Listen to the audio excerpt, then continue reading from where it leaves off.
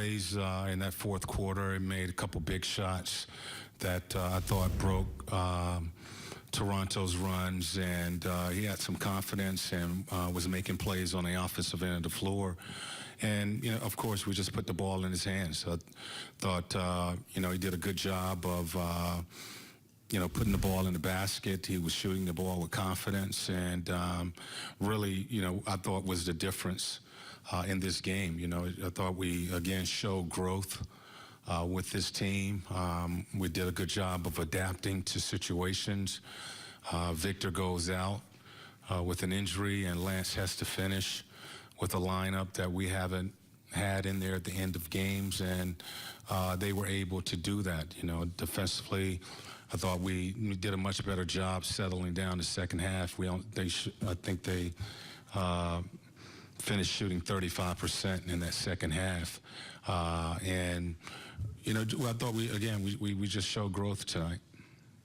Nate, it looked like you were prepared to take Lance out of the game if Oladipo could have gone back in. Was that the case? Yes. So you kind of got a break there, it seems like. Well, it worked out. Things like that happen. Victor knee was bothering him, and he didn't sound really confident about going back out there. And Lance was playing well. So I just said, look, we're gonna finish with Lance and sit you out. And Lance did a good job of finishing, down the stretch. Did Oladipo want to go back in? Was he telling you? He did, but he didn't sound confident. He really felt that it was sore and said, he wanted to give it a try. And, Lance was playing good basketball, and I just, felt at that time that, look, I got to make this decision for him, and decided to stay with Lance and, let him try to finish with the group that we had on the floor. We talked before the game about Bogdanovic's defense, and he did a job on DeRozan tonight, and a couple of the baskets DeRozan got late were really against him.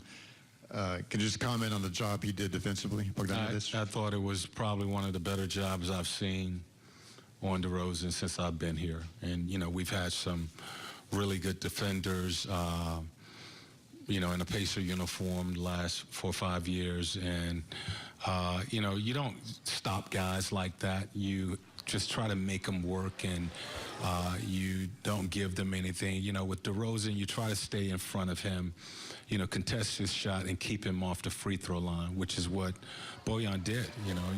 He just worked his behind off to make him work to catch. Did a good job of squaring his shoulder, containing, and not, sending him to the free throw line. He averages 8-9 free throws a game. He only had 2 tonight, and that's a big part of defending DeRozan. And I just thought he was solid, just staying in front and making him shoot over the top. If he makes those shots, you would have to live with him.